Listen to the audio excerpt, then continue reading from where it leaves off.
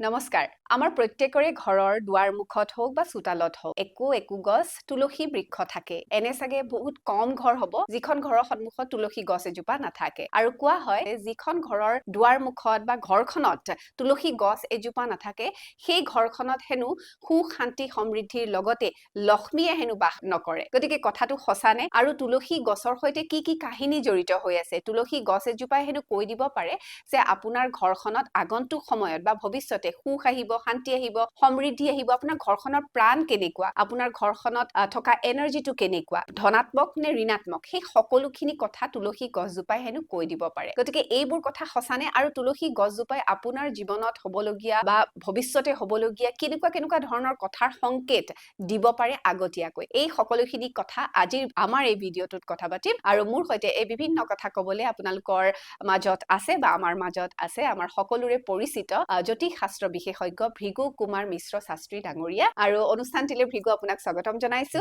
নমস্কাৰ মোৰ নাম ৰেখা তালুকদাৰ আপোনালোকে চাই আছে গুড লাইফৰ আজিৰ অনুষ্ঠানটি আৰু আজি আমি তুলসী গছৰ মাহাত্ম্যৰ বিষয়ে কথা পাতিম তুলসী গছে আমাক কি সম্ভাৱনাৰ কথা কয় তুলসী গছ এজোপা ঘৰখনৰ সন্মুখত বা আমাৰ ঘৰত থকাটো কিমানেই উপকাৰী হয় আমাৰ কাৰণে বা কিমান প্ৰয়োজনীয় সেই বিষয়ে কথা পাতিম পলম নকৰো আমি একদম আজি বিভিন্ন কথা পাতিবলৈ সাজু হৈ আছো বিভিন্ন প্ৰশ্নৰ সৈতে গতিকে এই সকলোবোৰ প্ৰশ্নৰ উত্তৰ ল'ম যিহেতু আপুনি আছে গতিকে আৰম্ভ কৰিছো তুলসী গছজোপাৰ মাহাত্ম্যৰ বিষয়ে তাৰ পৰা বৰ সুন্দৰ এক বিষয় আমাৰ জীৱনৰ প্ৰতিটো সময়তে প্ৰতিটো কাজতে বা সকলো ধৰণৰ শ্ৰদ্ধা বা শ্ৰাদ্ধ মাংগলিক কাৰ্য হয় মাংগলিক কাৰ্যতে এক এৰিব নোৱাৰা বৃক্ষ এৰিব নোৱাৰা গছ হৈছে তুলসী গছ হয় সেই তুলসীক সেই বিষয়ে আমি আলোচনা কৰিম বৰ সুন্দৰ বিষয় গতিকে আমাৰ প্ৰতিজন হিন্দুৰ বা সনাতন ধৰ্মাৱলম্বী লোকে তুলসীৰ উপলব্ধি বা তুলসী বৃক্ষ ঘৰত পদূলিত ৰোপণ কৰে বা ৰোপণ কৰিব ইচ্ছা কৰে বা যেনেকে ধৰণে তেখেতসকলে সংৰক্ষণ কৰিবলৈ যত্নপৰ হয় এই বিশেষ তুলসীৰ প্ৰাধান্য বা তুলসীৰ বিষয় আমি ক'ত পাওঁ আমি পাওঁ গৰুৰ পুৰাণত যিহেতু গৰুৰ পুৰাণ ভগৱান শ্ৰী বিষ্ণুৰ আখ্যানসমূহ উপলব্ধ গৰুৰ পুৰাণত উল্লেখিত আছে গতিকে গৰুৰ পুৰাণৰ উদ্ধৃতি দিয়ে তুলসীৰ সেই মাহাত্ম্য তুলসীৰ সেই যে তেওঁৰ যে শক্তি তুলসীৰ ধন আগমনৰ বা ধনৰ মাতৃ লক্ষ্মী মা সেই তুলসীতে নিহিত হৈ থাকে এই বিষয়ে বৰ্ণনা কৰিছে গৰুৰ পুৰাণে গতিকে মানৱ জীৱনৰ প্ৰতিটো কল্যাণকামী কাৰ্যত বা প্ৰতিখন ঘৰৰে সুখ শান্তি সমৃদ্ধি বৃদ্ধিত সদায় সহায় কৰি আহিছে তুলসী মই প্ৰথম প্ৰশ্নটোৰে আৰম্ভ কৰিছো যে তুলসী গছজোপা আমি কেতিয়া ৰুব লাগে বা মানে কোন দিনাখন ৰুলে অতি উত্তম হয় কোনটো দিশত ৰুব লাগে আৰু তাৰ লগতে দিনৰ লগতে মাহো আছে নেকি বা কোনটো মাহত আমি ৰোপণ কৰিলে অতি উত্তম হয় ঘৰখনৰ কাৰণে আমাৰ অসমীয়া পৰম্পৰা অনুসৰি কাতি মাহ সকলো কাৰ্য অৰ্থাৎ তুলসী ৰোপণৰ কাৰ্যত উৎকৃষ্ট মাহ হিচাপে আমি বিবেচনা কৰো আৰু এই কাতি মাহৰ অৰ্থাৎ আপোনাৰ সংক্ৰান্তি দিনাখন আমি কি কৰো তুলসী গছজোপা প্ৰত্যেক ঘৰ মানুহে এজোপা গছ ৰোপণ কৰে গতিকে এই দিনাখনৰ পৰা সেই দিনটোৰ পৰাই প্ৰতিদিনে সন্ধিয়া তুলসী গছৰ ওচৰত চাকি বন্তি প্ৰদান কৰা এটা পৰম্পৰা আগৰ পৰাই চলি আহিছে তুলসী গছ আমাৰ সোমবাৰে ৰুব লাগে সন্ধিয়া তুলসী গছত পানী দিব নালাগে আৰু আমাৰ মাহ হিচাপে ধৰ্ম মাহ হিচাপে মাঘৰ মাহত বিশেষকৈ আমি কি কৰিব পাৰো আমি তুলসী পাতৰ তুলসী মালা মাধৱ মন্দিৰত দান দিব পাৰো বৰ এটা শক্তি আছে আমাৰ কোৱা হয় যে আমাৰ যি মানুহৰ শৰীৰত আচিনা কিছুমান উঠায় হয়নে সেই আচিনা যদি কোনো মানুহে যদি মানস কৰে যে মই এডাল তুলসীৰ মালা মাধৱ মন্দিৰত দিম তাৰ এমাহৰ পিছতে দেখিব আপোনাৰ সেই শৰীৰত আচিনা নাইকিয়া হৈ যায় একদম উদাহৰণ মই মানস কৰিছিলো যে মানে মোৰ নহৈছিলে তেনেকে আচিনা আপুনি খুব সুন্দৰ কথা এটা উল্লেখ কৰিলে নহয় কিন্তু যেতিয়া হ'ল আৰু হোৱাৰ পিছত মানে প্ৰায় হৈ থাকে এইটো চকুত সিটো চকুত হৈয়ে থাকে অল্টাৰনেটকে তাৰপিছত মই মানস কৰিলো এনেকে যে মোৰ যদি এইটো ভাল হৈ যায় সম্পূৰ্ণৰূপে মই মাধৱ মন্দিৰত গৈ পেলাই মই তুলসীৰ মালা মই অৰ্পণ কৰিম কৃষ্ণক কোৱা হয় যে কৃষ্ণৰ অতি প্ৰিয় তুলসীৰ মালা গতিকে তেনেকে ভাবি মানস কৰিলো আৰু মোৰ বিশ্বাস কৰক মোৰ সেইটো ভাল হৈ গ'ল তাৰ পিছৰ পৰা আজিলৈকে নাই গতিকে মানে এইটো খুব সুন্দৰ কথা উল্লেখ কৰিলে বহুত ভাল এটা মানে উপায় আৰু ই বৰ প্ৰমাণিত মানে এইটো প্ৰমাণ কৰিলে যে তুলসীয়ে কেনেকুৱা ধৰণৰ শক্তি আমাৰ মানুহৰ গাত বৰ্তাই ৰাখিছে এতিয়া দিশসমূহ যদি চাওঁ সেই দিশসমূহো কিন্তু ঘৰখনৰ সুখ শান্তি সমৃদ্ধি ধনৰ সকলো দিশটো নিৰ্ধাৰণ কৰিছে তুলসী গছজোপাৰ স্থাপন আৰু ৰোপণ এই দুটা কাৰ্যত আমাৰ ঈশান কোণটো আমাৰ তুলসীৰ ৰোপণৰ কাৰণে বৰ উৎকৃষ্ট ঈশান কোণ বুলি ক'লে হয় ঈশান কোণ বুলি ক'লে আমি সদায় পূব আৰু উত্তৰ উত্তৰৰ যিটো কোণ সেই কোণটোকে আমি মাজ ভাগ তাৰ মানে পূব আৰু উত্তৰৰ যিটো মানে দিশটো যদি আমি নিৰ্ধাৰণ কৰো দিশটো নিৰ্ধাৰণ কৰিলে দেখিম যে পূব দিশ আৰু উত্তৰ দিশৰ যিটো তাৰ কোণ পৰিলে সেই কোণটো ঈশান কোণ বুলি কোৱা হয় সেই কোণটোত আপোনালোকে দেৱতাৰ স্থান বুলি সকলোৱে জানি ল'ব হয় আৰু এই দেৱতাৰ স্থানত যদি আমি তুলসী বৃক্ষ ৰোপণ কৰো তেতিয়াহ'লে জানিব আপোনালোকৰ ঘৰখন শুদ্ধ বাস্তুত পৰিণত হৈছে আৰু যদি আপোনালোকে ঈশান দিশটো অপবিত্ৰ কৰে তেতিয়াহ'লে কিন্তু আপোনালোকৰ ঘৰখনত সদায় অমংগলৰ বাহক হৈ থাকিব আৰু এটা বিশেষ কথা যে আপোনালোকে ঈশান দিশটোত যদি ৰোপণ কৰিব পাৰে বৰ উৎকৃষ্ট আৰু যদি নোৱাৰে তেতিয়াহ'লে পূব দিশটো আপোনালোকৰ কাৰণে বহুত শুভ হয় গতিকে এই দুটা দিশত থব পাৰে কোনটো দিশত ৰাখিব নালাগে সেইটোও পাতি লওঁ একেলগে কোনটো দিশত দক্ষিণ দিশ আমাৰ কাৰণে কিন্তু বৰ উপযোগী নহয় দক্ষিণ দিশত ৰাখিলে আপোনালোকৰ ঘৰখনত অপায় অমংগল বৃদ্ধি হ'ব পাৰে বয়োজ্যেষ্ঠসকলৰ ৰোগৰ প্ৰাদুৰ্ভাৱ বেছি হ'ব পাৰে বা ৰোগ হ'ব পাৰে অৰ্থাৎ ধনৰ নষ্টটো বেছি হ'ব সেইকাৰণে দক্ষিণ দিশটো আমাৰ তুলসী ৰোপণৰ কাৰণে উৎকৃষ্ট নহয় আৰু এটা দিশ আছে আমাৰ ঘৰৰ মধ্যভাগত সেইটো ভাল নে ৰুব লাগে ভাল ঘৰৰ মধ্যভাগত তুলসী থাকিলে বৰ উৎকৃষ্ট আমি যদি যাওঁ দক্ষিণ ভাৰতলৈকে তাতে দেখিম যে দক্ষিণ ভাৰতৰ সেই বিশেষ বিশেষ পৰিয়ালসমূহে ঘৰৰ মাজত বৰ ধুনীয়াকৈ তুলসী সংৰক্ষণ বা ৰোপণ কৰি তেখেতসকলে তাত নিতৌ পূজা অৰ্চনা কৰে গতিকে ঘৰৰ সেই শক্তি ঘৰৰ মধ্যভাগত আপোনালোকৰ বাস্তুৱে আপোনালোকক এক শক্তি প্ৰদান কৰি থাকিব তুলসীৰ জৰিয়তে পূব দিশ নহলে বা ঈশান কোণ নহলে বা আপোনাৰ ঘৰখনৰ একেবাৰে মধ্যভাগ ব্ৰহ্মস্থান বুলি কয় মধ্যভাগটোক ব্ৰহ্মস্থান ব্ৰহ্মাই বাস কৰে বুলি কয় সেই ঠাইটোত ব্ৰহ্মস্থানত ৰাখিব লাগে আৰু কোৱা হয় যে তুলসী গছজোপা উচিত জেগাত যদি আপুনি উচিত দিশত যদি থয় তেনেহলে হেনো ঘৰখনৰ সম্পূৰ্ণ বাস্তু দোষ বোলে নিৰ্মূল হয় কথাটো সঁচা নে হয় যিহেতু আমাৰ দিশসমূহ নিৰ্ধাৰণ কৰিছে বাস্তুৱে হ'ল আমাৰ ঘৰৰ সুখ শান্তিৰ কাৰণ গতিকে এই সুখ শান্তিসমূহ ৰাখিবৰ কাৰণে আমাৰ উচিত দিশ অৰ্থাৎ ঈশান কোণত যদি আপোনাৰ তুলসী বৃক্ষ ৰোপণ কৰিছে সেই বৃক্ষ যদি লহপহকৈ বৃদ্ধি হৈছে জানিব আপোনালোকৰ ঘৰখনৰ সকলো ধৰণৰ বাস্তুদোষ তুলসীয়ে লৈ লৈছে অৰ্থাৎ আপোনালোকৰ বাস্তুদোষ সম্পূৰ্ণভাৱে নষ্ট হৈছে নিবাৰণ হৈছে এতিয়া মোৰ পৰৱৰ্তী প্ৰশ্নটো হ'ব যে তুলসী গছ ৰোপণ কৰাৰ পিছত ধৰি লওক মোৰ ঘৰত তুলসী গছ এজোপা আছে মই কি নিয়ম মানি চলিব লাগে বা মই কি কাম তুলসী গছজোপাৰ ওচৰে পাজৰে বা তুলসী গছজোপাৰ লগত কৰিব নালাগে আমি সদায় তুলসীক পানী দিব লাগে ৰাতিপুৱা আমি তুলসীক পানী দিব লাগিব অৰ্থাৎ স্নান কৰালো তুলসী গছৰ গুৰিত সদায় পৰিষ্কাৰ কৰি ৰাখিব লাগিব জোতা চেন্দেল পিন্ধি আমি তুলসী গছৰ যাব নালাগে বা স্পৰ্শ কৰিব নালাগে আৰু এটা প্ৰধান কাম হৈছে তুলসী গছজোপা চাফ চিকুণ কৰি ৰাখক গছৰ গুৰিত আপুনি সদায় পবিত্ৰ কৰি ৰাখিব পাৰে আৰু এটা বিশেষ এটা প্ৰথা আছে যে মাহেকে পষেকে তুলসীৰ গুৰত গোমূত্ৰ আপুনি অকমান ছটিয়াই দিয়ক এই গোমূত্ৰই আপোনালোকৰ তুলসী গছজোপাৰ এনাৰ্জি দুগুণে বৃদ্ধি কৰাব যদি আপুনি আপোনাৰ সুখ শান্তি বিচাৰিছে তেতিয়াহ'লে আপোনালোকে শ্ৰদ্ধা সহকাৰে তুলসী গছজোপা ৰোপণ কৰি গছৰ গুৰিত আপুনি পানী ঢালক যেনেকে আপোনাৰ নিজৰ সন্তানক সময়ত খাদ্য যোগান ধৰে তাক মৰম চেনেহেৰে লালন পালন কৰি ডাঙৰ কৰে তেনেকে আপুনি তুলসী গছজোপাক ৰোপণ কৰক লালন পালন কৰক আৰু আপোনাৰ মনৰ এটা উইচ বা মনৰ যি ইচ্ছা কামনা সেই কামনা লৈ আপুনি সেই ভাৱনাৰে তুলসীক শ্ৰদ্ধা কৰে সেই কামখিনি কৰক দেখিব আপোনাৰ এমাহ কাৰ্য কৰাৰ পিছত সেই মনৰ কামনা সম্পূৰ্ণ হ'ব বাহ কৰি চাব আৰু জনাব হয় এই এটা এনেকুৱা শক্তি যে যদি আপুনি এমাহ শ্ৰদ্ধা সহকাৰে তাক ৰোপণ কৰি এমাহ পানী দি আপোনাক তাক পূজা অৰ্চনা কৰিছে তুলসীয়ে আপোনাৰ সেই মনৰ কামনা হাবিয়া পূৰণ কৰাটো ধৰো হয় এতিয়া আৰু কি কৰিব নালাগে আৰু এটা কথা যে আপুনি কি কৰিব নালাগে আপুনি ঝাৰু বা পছা এইবিলাক আপুনি কি কৰিব তাৰ ওচৰে পাজৰে নাৰাখিব কাৰণ এই ৰাখিলে আপোনাৰ নিগেটিভ এনাৰ্জিটো তাত আহি যাব পজিটিভ নষ্ট হ'ব কাৰণ ঝাৰুৱে বেয়া বস্তু আঁতৰাই পেলাই আৰু সেই ঝাৰু যদি আপুনি তুলসী গুৰিত ৰাখি থৈ দিয়ে তেতিয়াহ'লে কিন্তু আপোনালোকৰ শক্তি নষ্ট হ'ব গতিকে কেতিয়াও ঝাৰু বা তেনেকুৱা ধৰণৰ বস্তু তুলসী গুৰিত নাৰাখিব আৰু এটা বহুত বৰ ভয়ংকৰ এটা কাম হৈ থাকে বহু মানুহৰ ঘৰত হৈ থাকে যে দেখিছো যে যিহেতু ঠাইৰ অভাৱ তেখেতসকলে তুলসী গুৰিৰ পৰা এডাল ৰছী টানি দিয়ে গতিকে সেই ৰছী তেখেতসকলে টানি দিলে ৰছীডাল টানি দিয়াৰ পিছত কি তাত কাপোৰ মেলি দিলে পিন্ধা কাপোৰ মেলি দিলে মেলি দিয়াৰ পিছত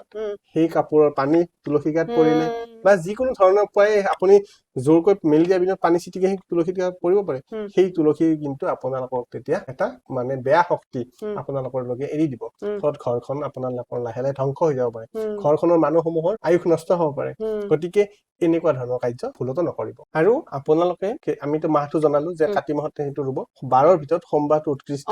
হয় সোমবাৰে আপোনালোকে ৰুব পাৰিব আৰু ৰবিবাৰে আপোনালোকে ভুলতো তুলসীক স্পৰ্শ নকৰিব বা তুলসীত পানী নিদিব, নখেৰে কেতিয়াও মোহাৰি নিচিঙিব তুলসীৰ পাত, আৰু আগবোৰ কেতিয়াও ছিঙি তাক নষ্ট কৰি নিদিব। এই ধৰণে আপোনালোকে তুলসীক শ্ৰদ্ধা সহকাৰে প্ৰতিপালন কৰিব। যেনেকে বেলগছ শিৱৰ প্ৰিয়, ঠিক তেনেকে তুলসী গছ আমাৰ বিষ্ণুৰ প্ৰিয়। গতিকে সেই বৃক্ষ অৰ্থাৎ তুলসী বৃক্ষৰ তলত কেতিয়াও ভুলতো শিৱলিংগ বা গণেশ বাবাৰ মূৰ্তি বিগ্ৰহ আদি নাৰাখিব। এতিয়া পৰৱৰ্তী প্ৰশ্নটো কৰিবলৈ বিচাৰিছো যে আমাৰ বিভিন্ন ধৰণৰ তুলসী গছ থাকে, 3 ধৰণৰ থাকে, গতিকে আটাইতকৈ উত্তমটো কোনটো ঘৰত ৰোপণ কৰিবৰ কাৰণে? কোনজোপা আটাইতকৈ বেছি ভাল হয় ঘৰখনৰ কাৰণে? ঘৰৰ উৎকৃষ্ট তুলসী বুলি ক'লে 3 প্ৰকাৰৰ তুলসী গোটেই 3টাই ভাল, কিন্তু আমাৰ আয়ুৰ্বেদত উল্লেখিত আছে যে কলা তুলসী আৰু ৰাম তুলসী এই দুবিধ আমাৰ শক্তি, চালিকা শক্তি অৰ্থাৎ ঔষধি গুণ ইয়াৰ যথেষ্ট পৰিমাণে আছে। সেই কাৰণে এই দুবিধ তুলসী আমাৰ জীৱনৰ কাৰণে বহুত শক্তিশালী হোৱাৰ কাৰণে ভাল বা উৎকৃষ্ট বুলি কোৱা হয়। এতিয়া আহোঁ, ইতিমধ্যে আমাৰ অনুষ্ঠানটিৰ আৰম্ভণিতে কৈছিলোৱে যে কিছুমান সংকেত তুলসী গছজোপাই আমাক দিয়ে, ভৱিষ্যতৰ সংকেত বা ঘৰখনত কেনেকুৱা ধৰণৰ প্ৰাণ আছে। প্ৰত্যেকখন ঘৰৰে একোটা প্ৰাণ থাকে, ধনাত্মক বা ঋণাত্মক। সেইকাৰণে কিছুমান ঘৰৰ মানে ঘৰত সোমায়ে খুব ভাল লাগে, সোমায়ে দুৱাৰ মানে থাকিবলৈ মন যায়, উঠি আহিবলৈ মন নাযায়। আকৌ কিছুমান ঘৰত সোমালেই তাৰমানে কি হয় যে থাকিবলৈ মন নাযায়, মনটো ভাল নালাগে, যেন ওলাই আহো তাৰ পৰা, সেনেকুৱা ধৰণৰ অনুভৱ হয়। কাৰণ সেই প্ৰাণটোৱে সেইখিনি বস্তু কৰে, পজিটিভ আৰু নিগেটিভ, ধনাত্মক আৰু ঋণাত্মক। এতিয়া আমি আৰম্ভণিতে কৈছো যে তুলসী গছজোপায়ো তেনেকুৱা ধৰণৰ সংকেত আমাক দি দিয়ে বা ঘৰখনৰ প্ৰাণটোৰ বিষয়ে বহুত কথা কয়। সেই বিষয়ে অকণমান জানিম, প্ৰাণটোৰ বিষয়ে কিদৰে কয় আৰু তাৰ লগতে সংকেত কেনেকুৱা ধৰণৰ দিব পাৰে। প্ৰাণ বুলি কোৱাৰ লগে লগে আমি দেখিম যে গছজোপা আমি ৰুইছো, ৰোৱাৰ পিছত দেখিম যে গছজোপা আমাক কেনেকুৱা ধৰণে মৰম কৰিছে বা আমি গছক কেনেকুৱা ধৰণে প্ৰতিপালন কৰিছো। তেতিয়া দেখিম যে আমি শ্ৰদ্ধা কৰি গছজোপা ৰুলো, ৰোৱাৰ পিছত দেখিম যে সি 2 মাহ পিছত আকৌ মৰহি গল বা নষ্ট হৈ গল, মৰি গল। আকৌ ৰুলো, আকৌ মৰি গল। অৰ্থাৎ কি সংকেত দিছে? আমাৰ ঘৰখনত এটা মানে বেয়া শক্তি নিহিত হৈছে। অৰ্থাৎ আমি যে খাদ্যবিলাক খাই আছো, আমাৰ যে কিটচেনটো আছে, সেই কিটচেনটোত ৰন্ধন প্ৰকৰণসমূহ আমাৰ কি হৈছে? বেয়া হৈ আছে। অৰ্থাৎ আমাৰ ঘৰত শক্তিসমূহ নষ্ট হৈছে, আমি বেয়া বস্তু খাইছো বা আমাৰ ৰোগ বৃদ্ধি হৈছে, শৰীৰত ৰোগৰ বৃদ্ধি হ'ব বা আমাৰ ঘৰত বয়োজ্যেষ্ঠ সকলৰ অকালতে কিবা এটা হৈ হঠাতে দুৰ্ঘটনা হ'ব। এই যে শক্তিসমূহ আমাক সংকেত দিয়ে তুলসীৰ মৃত্যু হয়, অৰ্থাৎ তুলসীসমূহ নোহোৱা হৈ যায়, তুলসী মৰহি যায়, তুলসী মৰি যায়। তেতিয়া আমি বাৰে বাৰে এনেকুৱা ধৰণৰ দেখা পোৱাৰ লগে লগে আমি নিজকে সাৱধান কৰিব লাগিব। আমি সেই তুলসী গছজোপা যদি তেনেকে মৰহি যায়, আমি এইটো সংকেত পাব পাৰো না? ডাঙৰ কথা। আৰু এটা শক্তি আছে যে আমি যেতিয়া দেখিম যে তুলসী গছজোপাৰ গুৰিত উই পোক ওলাইছে, বেছিকে উই পোক ওলাই আহিছে, বেছিকৈ সঘনাই ওলাই আহিছে, তেতিয়া দেখিম যে আমাৰ উই আৰু জুইটো একে বস্তু। গতিকে উই থাকিলে আমাৰ বহু নষ্ট হল, ঘৰ দুৱাৰ চব নষ্ট হৈ যাব পাৰে, জুইও নষ্ট কৰে। গতিকে তেতিয়া ধৰিব লাগিব যে আমাৰ ঘৰখনত অৰ্থসমূহ নষ্ট হৈ আছে, অবাবতে নষ্ট হৈ আছে। তেতিয়া সেইখিনি প্ৰতিকাৰ কৰি পেলাই তাক আমি শুদ্ধৰণি কৰো। সেই সংকেতসমূহ আমাক তুলসীয়ে দিয়ে। আৰু এটা বিশেষ হয় নে, আৰু এটা বৰ ধুনীয়া এটা সংকেত আছে, কি জানানে? তুলসী গছজোপাত চাবচোন মকৰা একদম জাল মাৰি ধৰিছে। হয় কেতিয়াবা মানে বিভিন্ন গছত যেনেকে হয়, তুলসী গছজোপাতো হয়, খুব মকৰা, মানে সৰু সৰু মকৰাই জাল বান্ধে পাতসমূহ মৰহি লৈ গুচি যায়। গতিকে ই কি সংকেত দিছে? যে আপোনাৰ ঘৰখনত যিসকল ইনকামৰ ৰাস্তা আছে, যিসকলে ইনকামৰ কৰি আনি আছে, উপাৰ্জন কৰি আনিছে, ব্যৱসায় কৰাই হওক বা চাকৰিয়ে কৰা হওক, যিয়ে নকৰক, উপাৰ্জন কৰা মানুহসমূহ লাহে লাহে উপাৰ্জনসমূহ বন্ধ হব ধৰিছে। মানে মকৰাৰ জালে সংকেত দিছে যে আপোনালোকৰ বেয়া সেই দিনসমূহ আহিলে, যে আপোনাৰ ইনকামৰ ৰাস্তাসমূহ নষ্ট হৈ আছে, বন্ধ হৈ আছে লাহে লাহে। সেইকাৰণে সেই মকৰাৰ জালে সেই সংকেত প্ৰদান কৰিছে। আৰু কেনেকুৱা ধৰণৰ দিয়ে? আৰু এটা শক্তি, যিটো আপোনাৰ তুলসী গছজোপা যেতিয়া পাতবোৰ অকালতে মৰহি গুচি, মানে সৰি গল, আপুনি ৰুলে, ৰোৱাৰ পিছত ধুনীয়াকে আগসমূহ সেউজীয়া হৈছে, কিন্তু দেখিব যে আপোনাৰ পাতবোৰ মৰহি গৈছে, পাতবোৰ সৰি গৈছে। তাৰ মানে কি জানেনে? ঘৰখনৰ আপোনাৰ সেই যে মুৰব্বীসমূহ, তেখেতসকলৰ মনৰ অমিল হৈছে, অৰ্থাৎ মনসমূহৰ মাজত খুনে ধৰিছে। অৰ্থাৎ মনোমালিন্য হৈছে বা মনৰ মাজত দূৰত্বটো আহিছে, সেইটো বুজাই নেকি? গতিকে এই যে আমাৰ 5 প্ৰকাৰৰ সংকেত, এই সংকেতসমূহ নিজে বুজিব লাগিব। আৰু যেতিয়া আপুনি দেখিব কলা পৰুৱা, ডাঙৰ ডাঙৰ যে কলা পৰুৱা, সেইসমূহ যেতিয়া আহিব ধৰিছে, দেখিব যে আপোনালোকৰ ঘৰত শ্ৰী বৃদ্ধি হৈছে। অৰ্থাৎ সেই পৰুৱা, আমাৰ এটা কথা আছে নহয়, পৰুৱাকো মিঠা বস্তু খুৱাব লাগে, ঘৰত লক্ষীৰ আগমন হয়, সেই সংকেত দিয়ে। গছজোপা যেতিয়া লহপহ হৈ ডাঙৰ হৈছে, কলা পৰুৱা ঘৰত সোমালে শুভ বুলি কয়। সেইটোৱে কথা, যে সেইকাৰণে যেতিয়া ঘৰত গছজোপা লহপহ হৈ ডাঙৰ হৈছে, দেখিব একদম ধুনীয়া দেখিব হৈছে, তেতিয়াও কিন্তু দেখিব যে আপোনালোকৰ ঘৰত শ্ৰী বৃদ্ধি হৈছে। অৰ্থাৎ ঘৰৰ মান সন্মান যশস্যা মানে ল'ৰা ছোৱালীৰ সন্মান সকলো দিশতে এটা বৰ ধুনীয়া বাৰ্তা পাব, আনন্দিত হৈ পৰিৱেশটো থাকিব। এই যে আপুনি যে ক'লে সোমাই ভাল লাগিলে, বহি থাকিব মন গ'ল, এইটো তেখেতৰ ঘৰৰ সেই গছজোপাই তেখেতসকলক প্ৰদান কৰি আছে। আৰু মই কিন্তু আৰু কেইটামান সুধিছো আপোনাক, বহুত গুটি হয় মানে গছজোপা লহপহকৈ বাঢ়িলে তাৰপিছত মানে সৰু সৰু সৰুকে একদম আগফালে বহুত গুটি, সেইটোৱে কিহৰ সংকেত দিয়ে? হয়, যেতিয়া গুটিবোৰ বৃদ্ধি হ'ব, অৰ্থাৎ সেই গুটিয়ে মানুহৰ বংশ বৃদ্ধি কৰিয়ে বংশ বৃদ্ধি সহায় কৰে। যেনেকে তুলসীৰ গুটি যেতিয়া আপুনি ছটিয়াইও দিব নালাগে, পৰিলে হ'ল, নিজে হৈ যায়, হয়নে? তাৰমানে এনেকুৱা এটা শক্তি আছে যে বংশ বৃদ্ধি কৰাৰ ইমানেই এনাৰ্জি হয়, পৰাৰ লগে লগে তাৰ পৰা নতুন বৃক্ষৰ সৃষ্টি হ'ল। ঠিক তেনেকে আপোনালোকৰ ঘৰখনত সেই শক্তিটো দেখাইছে যে আপোনালোকৰ ঘৰত ফলে ফুলে জাতিষ্কাৰ ল'ৰা ছোৱালী বংশ বৃদ্ধি হৈ ঘৰখনত একদম এক সম্ভ্ৰান্ত পৰিয়াললৈকে পৰিপূৰ্ণ কৰিব। হয়, আৰু এটা কথা সুধিছো মই, বৰ ইন্টাৰেষ্টিং লাগিছে কথাখিনি সুধি, তুলসী গছজোপাৰ ওচৰতে সৰু সৰু আন আন গছ বিলাক গজিছে, সেইটো ভাল নে বেয়া? সেইটো ভাল। তুলসী গছজোপা যেতিয়া ওচৰত বেলেগ বেলেগ গছৰ গুৰি গজিব, তেতিয়াও বহুত ভাল হয়। কিয়নো কাৰণ আপোনাৰ তুলসীয়ে কি লক্ষী, আমি সমাজপ্ৰিয় মানুহ, গতিকে সমাজত থাকিব লাগিলে আমাক সকলোকে লাগে, হয়নে? সকলোকে লাগিব। গতিকে সেই সংকেত দিছে যে তুমি অকলশৰীয়া নহয়, তোমাৰ পৰিয়ালৰ বাকী সদস্যসমূহ তোমাৰ লগতে বান্ধোনতে আছে। গতিকে এই ধৰণে আমাৰ তুলসী গছজোপা আমাক সংকেত দি থাকে। এতিয়া চাওকচোন তুলসীৰ কেনেকুৱা সংকেত, হয়নে? সি ভাল হলেও দেখাই দিছে, বেয়া হলেও দেখাই দিছে। বৰ মই এইখিনি কথা নাজানিছিলো। আৰু এই দিশতে আমি অকনমান আপোনালোকক এটা কিছুমান টিপছ এটা দিওঁ যে যিসকলৰ ধন ভাগ্য এইবিলাক আহৰণৰ কাৰণে বহুত বহুত কষ্ট কৰি আছে, সেই মানুহখিনিয়ে কি কৰিব, সেই মানুহখিনিয়ে কৰিব যে তুলসী গছৰ গুটি অৰ্থাৎ তুলসী বৃক্ষৰ বংশ বৃদ্ধি কৰিব পৰা শক্তি আছে, হয়নে? য'তে পৰে তাতেই বৃক্ষৰ উৎপন্ন হয়, হয়নে? য'তেই বীজ পৰিব তাতেই উৎপন্ন হ'ব। সেইকাৰণে আপুনি কি কৰিব, সেই 5টা গুটি ল'ব তুলসীৰ 5টা গুটি লৈ আপোনালোকৰ মানি বেগ, পাৰ্চ য'তে যেনেকে সুবিধা হয় শ্ৰদ্ধা সহকাৰে ৰাখিব লাগিব। কিন্তু শ্ৰদ্ধা সহকাৰে, শ্ৰদ্ধাৱান লগতে জ্ঞানম, হয়নে? শ্ৰদ্ধা থাকিলে আপুনি জ্ঞান পাব। যেতিয়া আপুনি শ্ৰদ্ধা সহকাৰে তাত ৰাখিব, আপোনাৰ অটমেটিকেলি মানুহৰ মস্তিষ্কৰ জ্ঞান খুলিব। যেতিয়া জ্ঞান খুলিব, তেতিয়া যিটো কাৰ্য কৰিব তাৰ পৰা আপোনালোকে সুফল পাব, বেনিফিট পাব। গতিকে শ্ৰদ্ধা সহকাৰে 5টা গুটি আপোনালোকে পাৰ্চত ৰাখক, দেখিব আপোনালোকৰ লাহে লাহে লাহে লাহে ধনৰ ৰাস্তা খোল খাই গৈছে, ভাগ্য উদয় হৈছে, জীৱনত আনন্দ লাভ কৰিছে। যিটো কামে কৰে আপোনালোকে কৃতকাৰ্য হ'ব। সেইকাৰণে শ্ৰদ্ধা সহকাৰে তুলসীক পানীও দিয়ক, গুটিও ৰাখক, নিশ্চয় আপোনালোকে সুফল পাব। আৰু এটা কথা আমি আগতে কৈছো যে মনৰ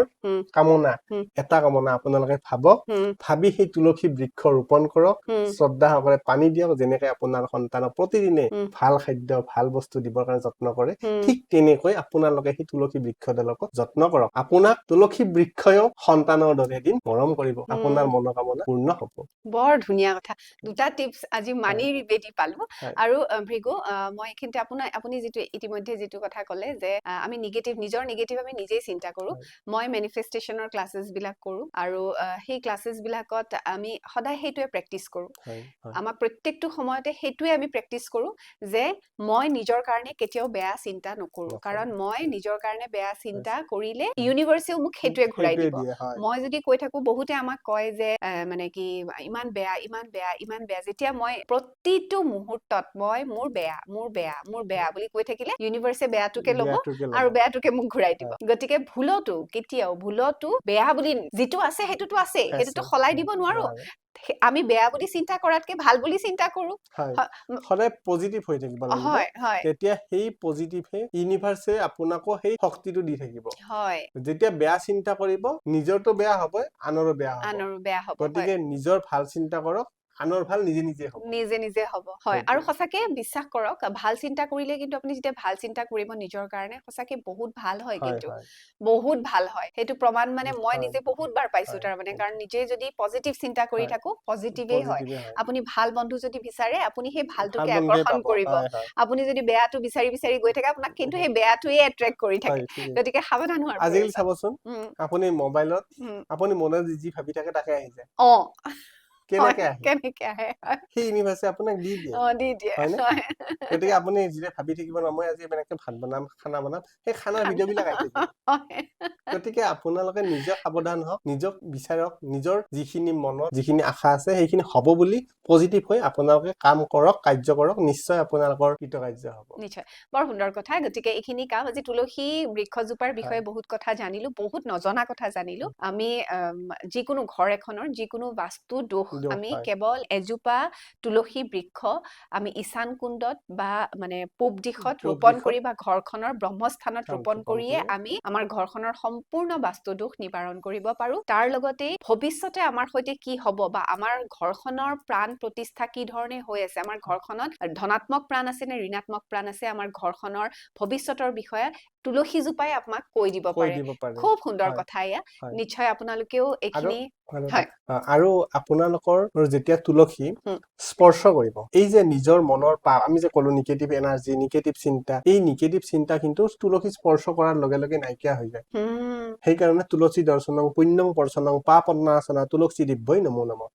অৰ্থাৎ তুলসী দৰ্শন পুণ্যং পৰ্শন পাপনাশনম অৰ্থাৎ তুলসী দৰ্শন স্পৰ্শ এইখিনি কৰিলে আমাৰ কি হয় পাপ তাপ নাইকিয়া হয় সংস্কৃতত এই শ্লোকেৰে তুলসীক পূজা কৰা হয় বেদত থকা শ্লোক হয় গতিকে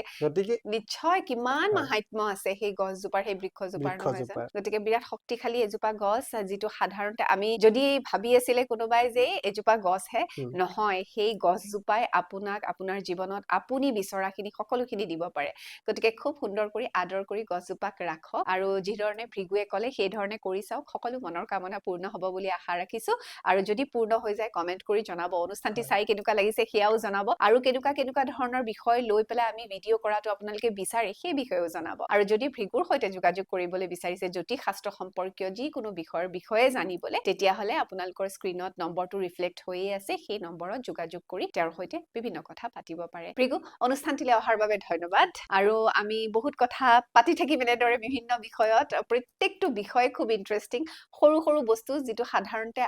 আমাৰ দৃষ্টিগোচৰ নহয় কিন্তু আমি তেনেধৰণৰ সেই সৰু সৰু বিষয়বোৰেৰে বা আমাৰ ঘৰখনত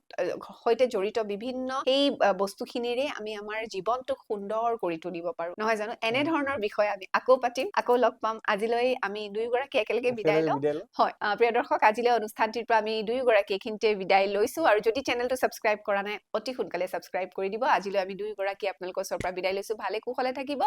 ধন্যবাদ